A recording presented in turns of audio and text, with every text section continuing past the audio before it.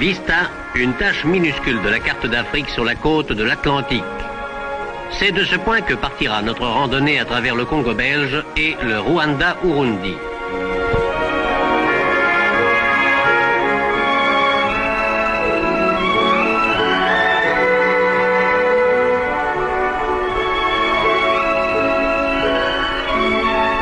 Vista a deux visages. Le premier, le plus avenant sans doute aux yeux des Européens, c'est son quartier résidentiel avec ses hôtels confortables et ses villas accueillantes.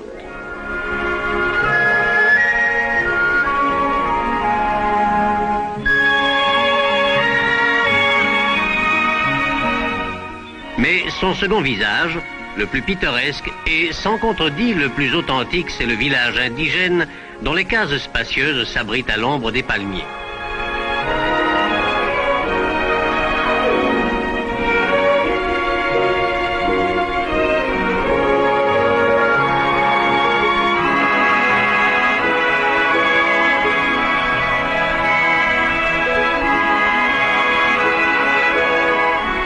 La cueillette des noix de coco est un art dans lequel les citoyens de Vista sont passés maîtres.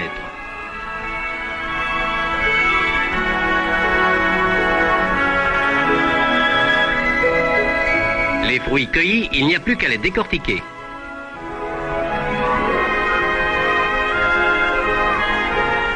Quittons Vista et sa plage paradisiaque. Et jetons au passage un coup d'œil rapide à Boma, grand port du Bas-Congo, avant de nous engager sur la route Matadi-Léopoldville.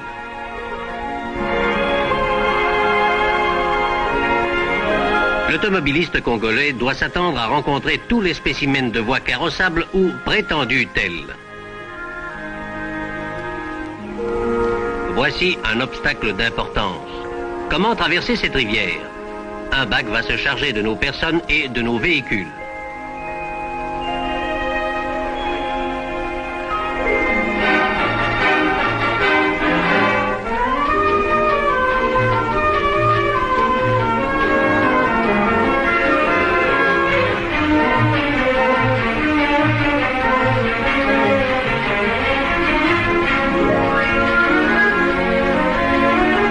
Le passage s'effectue sans incident. Nous voici sur l'autre rive, sains et saufs.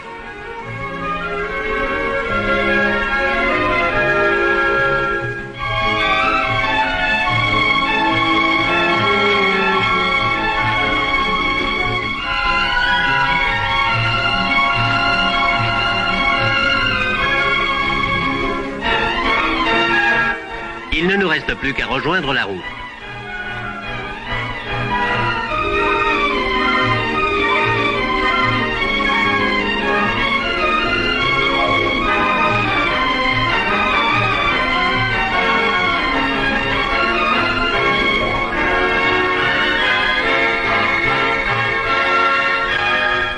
Il y a un mot qui revient très souvent dans la conversation des coloniaux, c'est le mot potopote. Potopote, c'est-à-dire un sol gluant, une boue visqueuse, un enlisement perfide. Heureusement, il se trouve toujours à point nommé des indigènes bénévoles pour vous sortir de là. On ne sait d'ailleurs d'où ils viennent. Ils surgissent brusquement sous vos yeux. L'important, c'est qu'ils réussissent toujours à vous dépanner. Et nous atteignons ainsi Kisantu. Cette mission, l'une des plus anciennes du Congo, fut fondée en 1893 par les pères de la Compagnie de Jésus.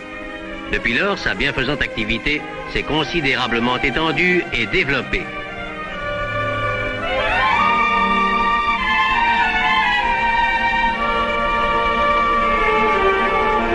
Kisantu possède une remarquable école médicale.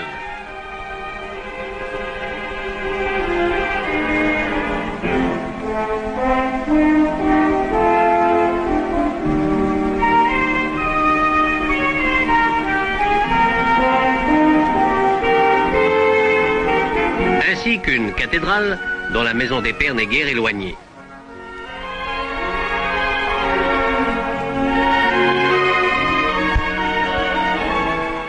L'hôpital de la Formulac, que desservent les révérendes sœurs de la Charité de Namur, est équipé de façon très moderne. Il sert notamment de dispensaire aux indigènes. Ce rassemblement de femmes n'est pas, contrairement à ce que vous pourriez imaginer, une manifestation de suffragettes. ces indigènes sont tout bonnement de jeunes mères qui sont venues porter leur bébé à la consultation des nourrissons.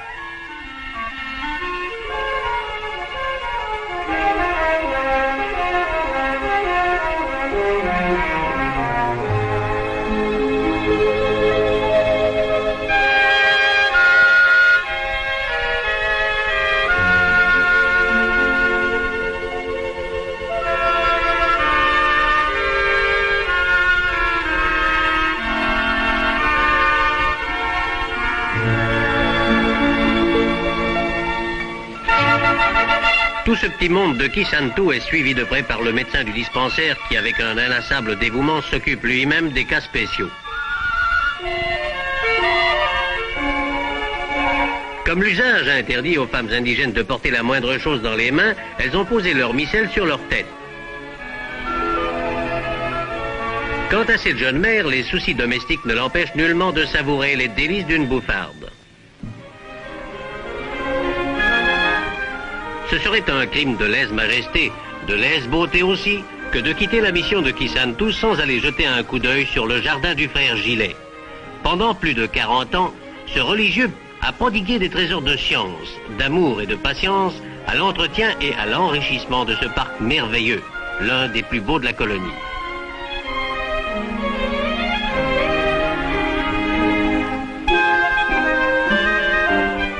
Tous les spécimens de la flore africaine, toutes les plantes qui, sans être originaires du continent noir, peuvent néanmoins s'y acclimater, se trouvent réunies dans ce paradis terrestre.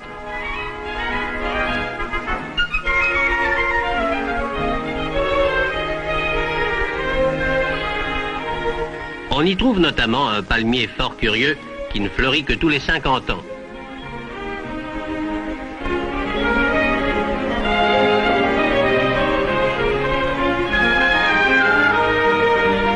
La richesse et la diversité des coloris réunis sur ce coin de terre congolaise a de quoi rendre fou le peintre le plus imaginatif. Les papillons eux-mêmes ont l'air d'être pris de vertige devant une telle prodigalité de la nature.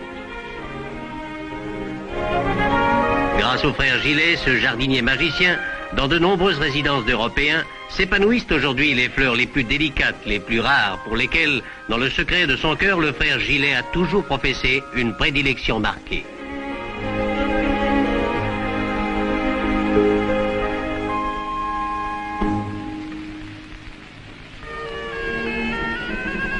De Kisantu à Maïdi, il n'y a guère qu'une dizaine de kilomètres.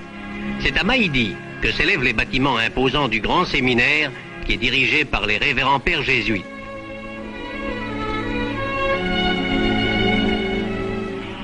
L'établissement compte quelques 70 séminaristes. Leur formation européenne et leur qualité d'indigènes mettent les prêtres africains en mesure de réaliser l'indispensable fusion des deux cultures en présence, la blanche et la noire. Ils sont les conseillers, les animateurs spirituels d'un peuple qui s'achemine vers son état adulte.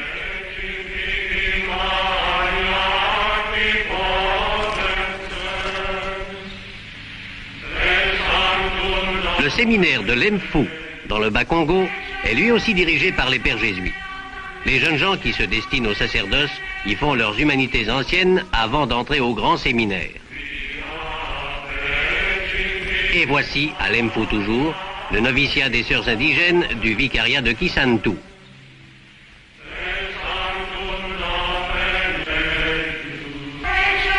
Ces futures religieuses n'ont rien de morose.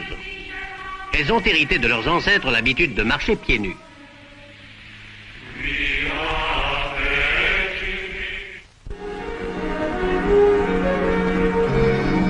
En continuant notre route vers l'est, nous arrivons à la Louange qui forme la limite entre la province de Léopoldville et le Kasaï.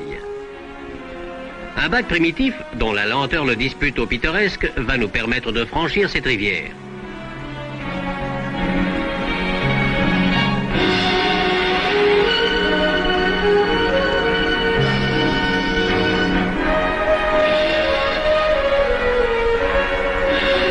Et nous poursuivons notre route.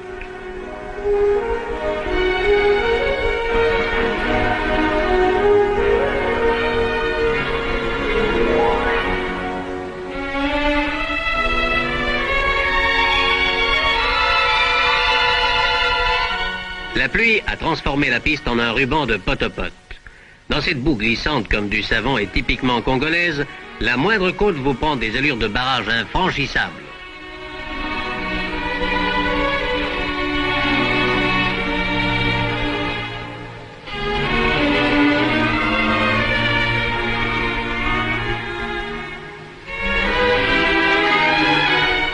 Sortis vainqueurs du Pot-à-Pot, nous arrivons à la léproserie de Dikungu, fondée par les révérends pères passionnistes. En langue indigène, Dikungu signifie entraide.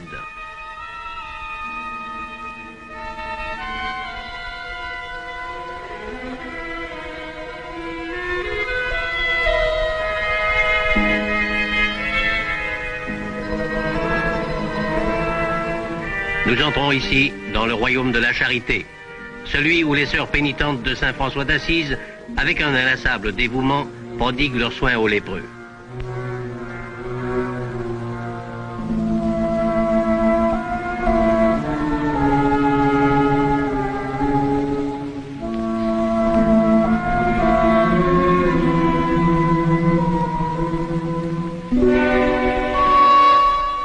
Que les cœurs sensibles nous pardonnent de leur infliger le spectacle de ces plaies vives, de ces membres rongés, de ces chairs flétries. Le père aumônier de la léproserie examine sur le plus jeune lépreux de la colonie les premiers symptômes de l'horrible maladie. Une tache claire sur la peau indique d'une manière certaine que l'organisme est atteint. Quant à cette jeune femme, elle se trouve déjà dans un stade plus avancé, comme en témoignent ses nombreuses taches claires. Le crieur public, lépreux lui-même comme tous les habitants du centre, annonce à coups de tam-tam qu'une distribution de vivres va avoir lieu.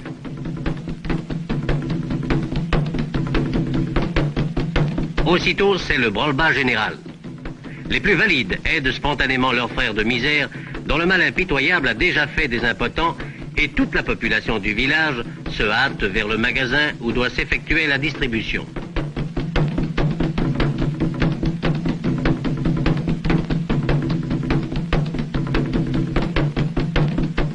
Plusieurs fois par semaine, les lépreux reçoivent ainsi les vivres qui leur permettent d'assurer décemment leur subsistance.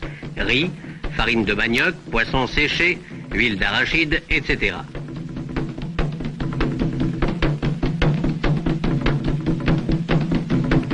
L'opération se déroule dans un ordre impeccable. Nulle trace d'impatience dans ces visages, nulle trace non plus d'avilissement ou de désespoir. La vie malgré tout continue avec ses alternances de bons et de mauvais jours. Le village de Dikungu, créé de toutes pièces pour les besoins de la cause, aligne impeccablement ses rangées de huttes. Il compte quelques 1500 habitants, tous lépreux. Comme tous les centres de quelque importance, il possède une école où les enfants du centre se livrent aux activités qui sont celles des écoliers du monde entier. La classe, les récréations, la gymnastique. Ce qui importe avant tout, c'est de faire oublier à ces malheureux la triste condition où ils se trouvent et de les mettre en mesure de mener une existence normale, analogue à celle que mènent les enfants en bonne santé. Et les éducateurs de Dikungu y réussissent admirablement. Voyez avec quel entrain, avec quelle fougue ces jeunes garçons se livrent à leur jeu favori. Pour les adultes, les dirigeants de la léproserie ont créé un centre d'artisanat où les malades accomplissent des travaux en rapport avec leur force, leur capacité et leur goût. Cette activité contribue au confort et à l'embellissement du village.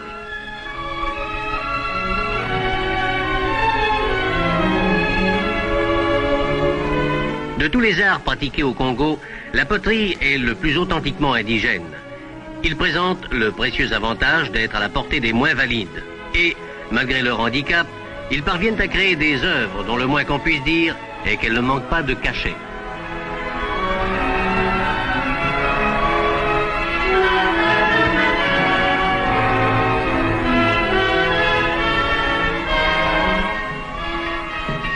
Chaque jour, au crépuscule, le gond appelle les chrétiens à la prière du soir.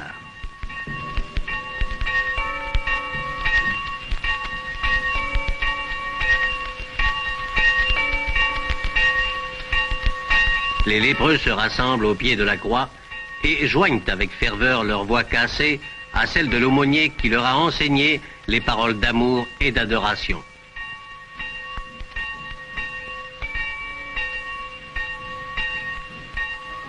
Quittant Dikungu et sa léproserie, nous nous dirigeons vers le Maniema.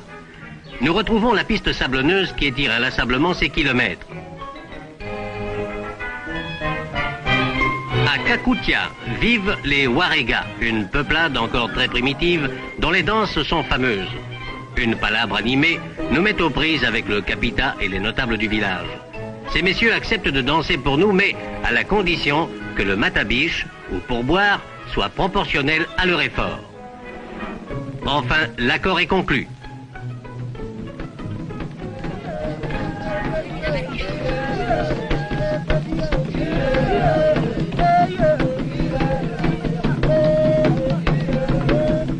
Danse étrange dont le rythme obsédant semble remonter du fond des siècles.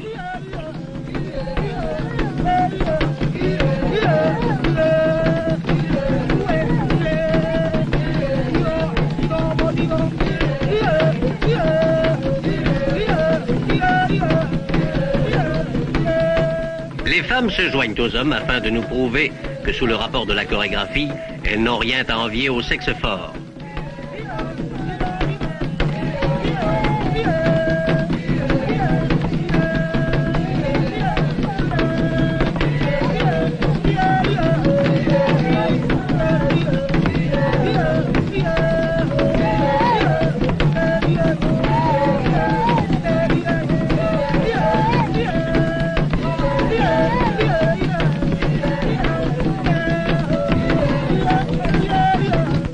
Le récital se poursuit, monotone, curieux, attachant malgré tout.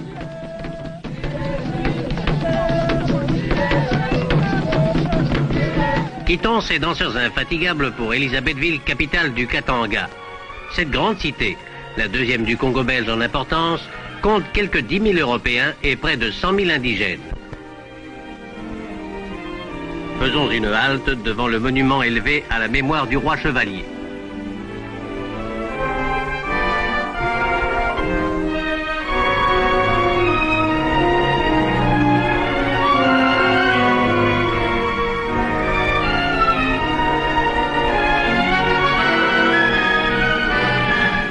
Les Européens de la ville disposent de nombreuses possibilités pour meubler leurs loisirs, entre autres du Lido, un bassin de natation qui peut rivaliser avec les plus belles piscines d'Europe.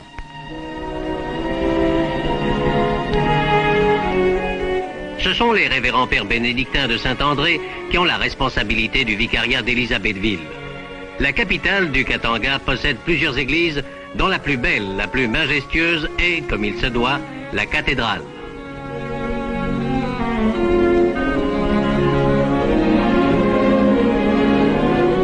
L'action des missionnaires bénédictins au Katanga est considérable. Ces religieux ont créé de nombreuses institutions pour les indigènes, dont l'une des plus remarquables est sans contredit le foyer Saint-Jean.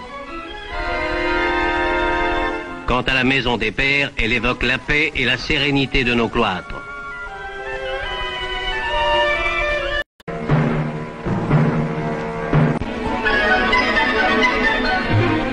Contraste saisissant et pittoresque. Tout à côté de la mission Saint-Jean, au cœur même de la cité indigène d'Elisabethville, se tient le marché quotidien. Il n'est plus question ici de paix et de silence. C'est le royaume de la couleur locale et de la couleur tout court.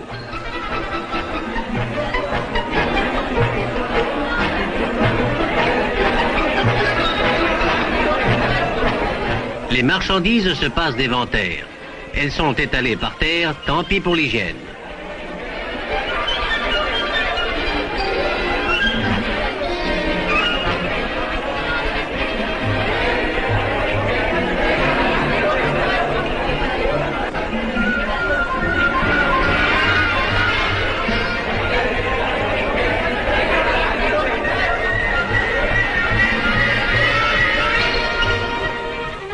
Elisabethville est aussi la capitale du cuivre. C'est ici que bat le cœur de l'union minière du Haut-Katanga. Le Congo traditionnel, primitif et fascinant, s'estompe. En le grignotant, l'industrie moderne lui confère une physionomie nouvelle, plus rude, mais aussi plus familière.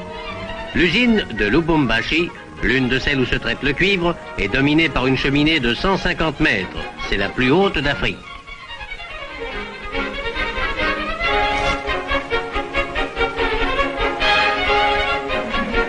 Mais voici qu'un événement d'importance va pour quelques heures distraire les indigènes d'Elisabethville du train-train de leur vie quotidienne. Le grand chef des Lunda a décidé de venir rendre visite à son peuple. À sa descente du train, le souverain est accueilli par ses fidèles enthousiastes. En signe de fête, les femmes se sont enduites le visage de couleur blanche.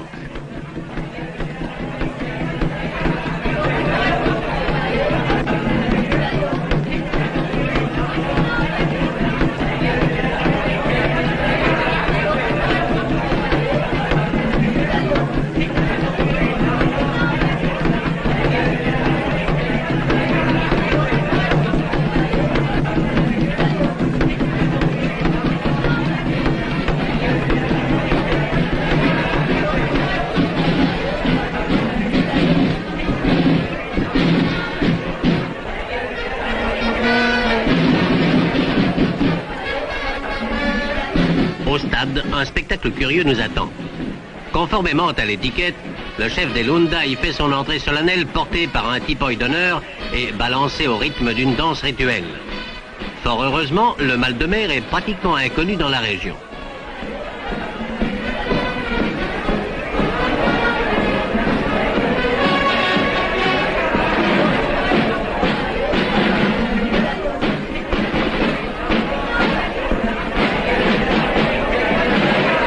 Le Congo belge, et spécialement Elisabethville, a toujours mis un point d'honneur à encourager l'esprit sportif des indigènes. Leur morphologie et les qualités propres à leur race font d'ailleurs des Noirs de remarquables athlètes. Et il n'est pas douteux qu'un entraînement sérieux peut les mener très loin sur la voie des records. C'est spécialement au saut sous toutes ses formes que vont leurs préférences. Saut en longueur, saut en hauteur et saut à la perche. Comme vous le voyez, les sportifs d'Elisabethville ne sont pas hommes à se laisser décourager par un ou deux échecs. Ils savent qu'en athlétisme, la persévérance finit toujours par payer.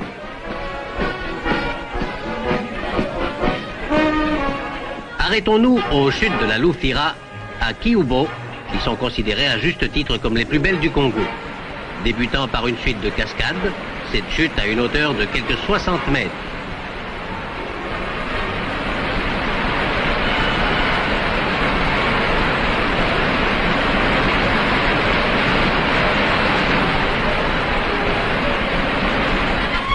Vers le nord, nous sommes arrêtés par un arbre couché en travers du chemin. C'est là spectacle courant.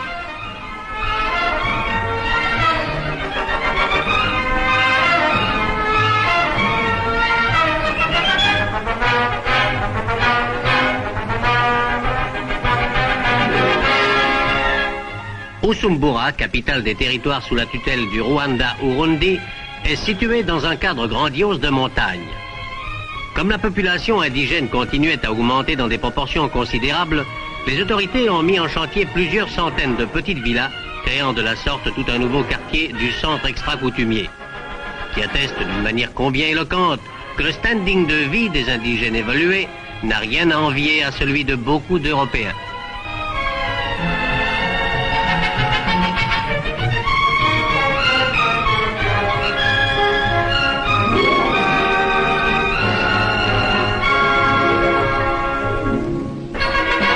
Les Pères Blancs d'Afrique prodiguent à cette vaste population leur trésor de savoir et de dévouement.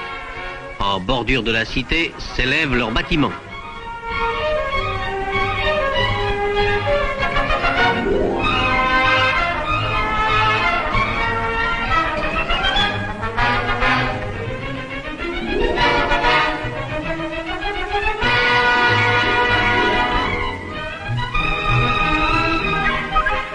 Plus à Bujumbura que partout ailleurs au Congo belge et dans le Rwanda-Urundi, les sports et l'éducation physique ne sont négligés. Les autorités ont le souci de sauvegarder la santé des corps et de procurer aux jeunes des délassements sains et naturels.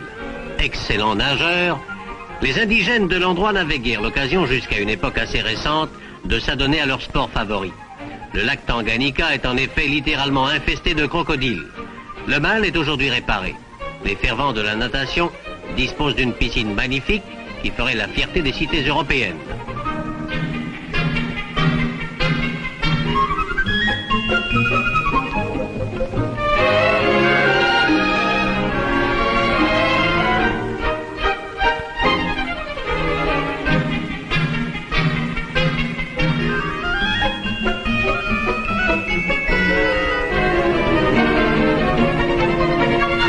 Quittant Usumbura, nous poursuivons notre route vers le nord-est du Rwanda. C'est dans cette région que se trouve l'une des plus belles réserves d'Afrique, le parc national de la Kagera. Nous n'y passons d'ailleurs que quelques instants.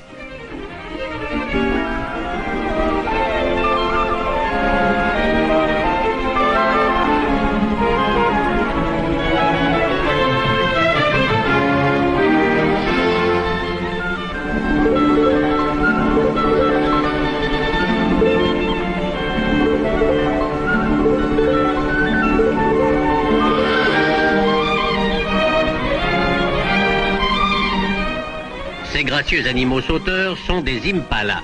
Comme leur taille ne dépasse pas la hauteur des herbes, ils exécutent ces bonds pour déceler la présence éventuelle d'un danger.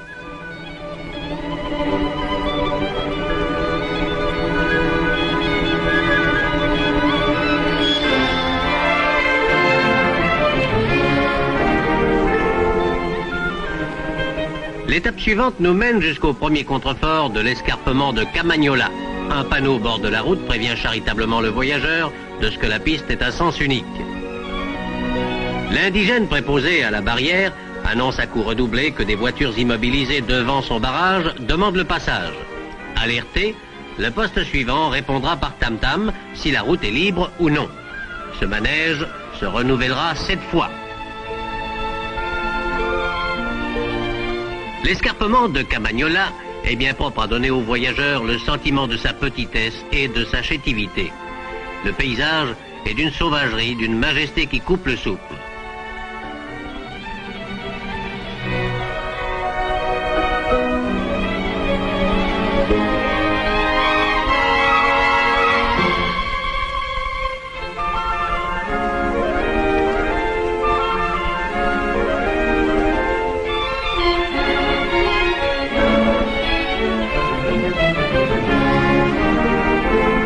Lorsqu'on s'amuse à suivre les sinuosités du mince lacet qui va se perdre au pied des sommets, perdu dans une brume bleuâtre, comment ne pas être pris de vertige?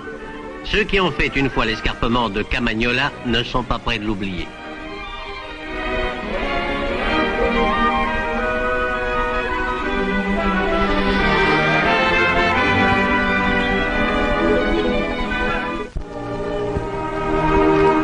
Quittons le Rwanda-Urundi pour retourner au Kivu. À une 50aine de kilomètres de Bukavu, nous trouvons Katana et son hôpital pour indigènes. Ce groupe de bâtiments spacieux est un hôpital de la Famulac fondé par l'université de Louvain. À côté de l'hôpital, la maternité réservée aux jeunes mamans indigènes.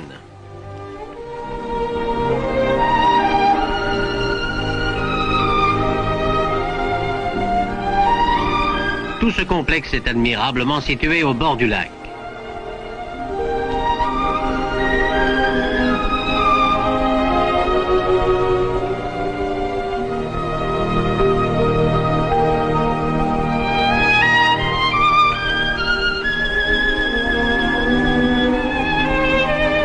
Il est placé sous la protection de la Vierge, dont l'immense statue semble vouloir étendre son ombre tutélaire à tous ceux qui souffrent et qui espèrent. Mais au contraire de l'escarpement de Kamanyola, tout à Katana respire l'harmonie, le calme, la sérénité.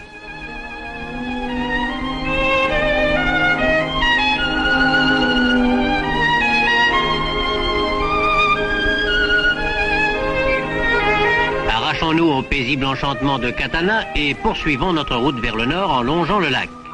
Peu avant d'atteindre Goma, nous atteignons la région des volcans.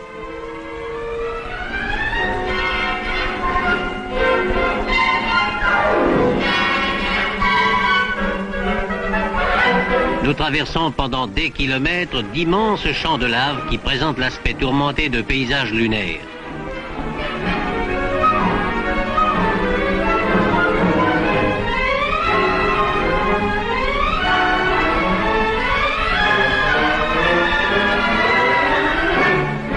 Avant de progresser vers le nord, faisons un petit crochet pour atteindre les chutes de la Rutshuru. Nous les découvrons dans leur cadre de verdure.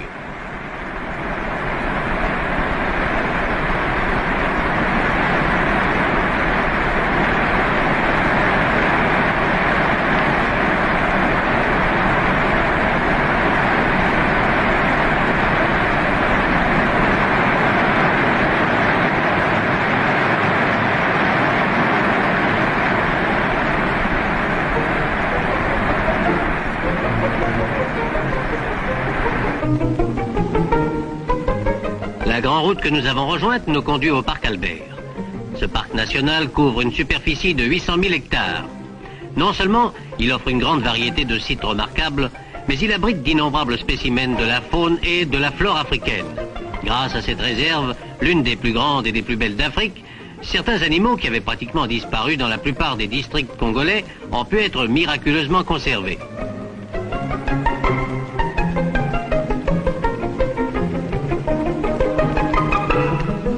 Le camp de la Rwindi, établi au cœur du parc Albert, ne manque pas de couleur locale avec ses huttes rondes en torchis. Chacune de ces huttes contient une chambre qui est mise gracieusement à la disposition des visiteurs.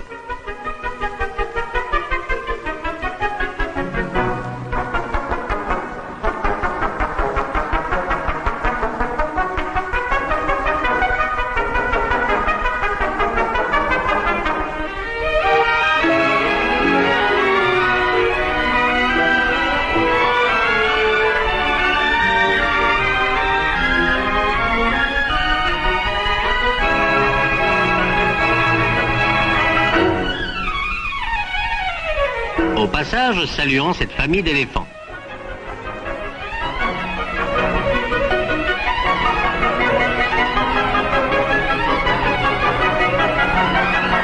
Ce calme et large cours d'eau, c'est la rivière Semliki.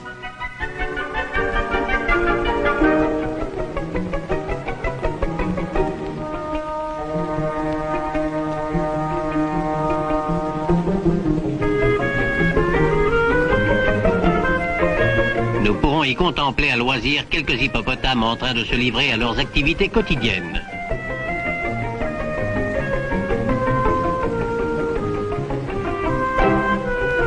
Tout s'accomplit avec une lenteur, une mesure et un sens de la dignité qui témoignent en faveur de leurs instincts pacifiques.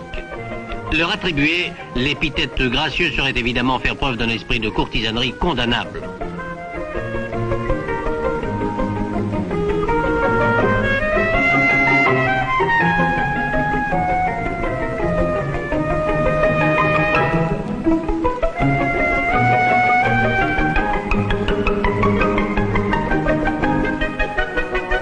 Non loin de là, nous découvrons quelques hérons gris dits cendrés. Ces échassiers ont un vol particulièrement gracieux et les constructeurs de nos avions modernes n'ont rien inventé. Ces oiseaux savaient bien avant eux ce que c'est qu'un décollage impeccable et un train d'atterrissage escamotable.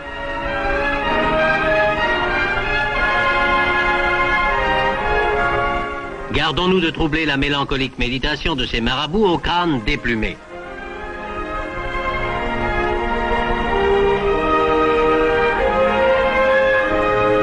Et revoici notre ami l'éléphant.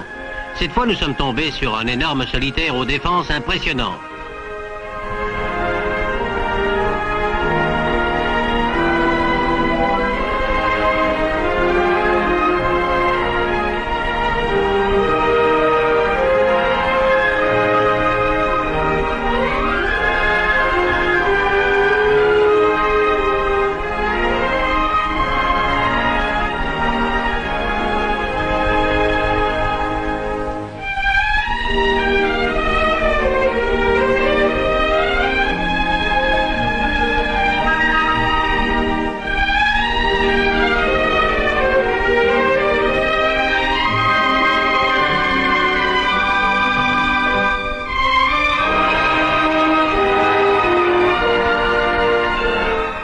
Tant que nous y sommes, offrons-nous une petite incursion jusqu'au village de Vitchumbi, au bord du lac Édouard. Nous y trouvons l'une des plus importantes pêcheries du Congo belge. Cette entreprise, dont les pêches s'évaluent en tonnes, ne se contente pas de fournir du poisson à tous les villages des environs, elle ravitaille aussi des camps entiers de travailleurs indigènes employés dans des sociétés situées à plusieurs centaines de kilomètres d'ici.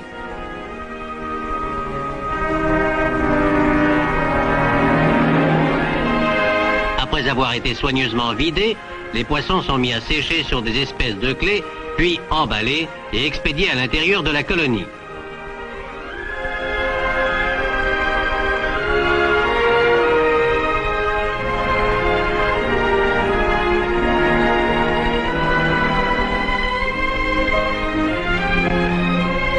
Avant de quitter Vitchumbi, arrêtons une dernière fois notre regard sur ces eaux profondes et ces pêcheurs. Notre randonnée est terminée, Quittons ce Congo magnifique, mais ne lui disons pas adieu, disons-lui simplement au revoir.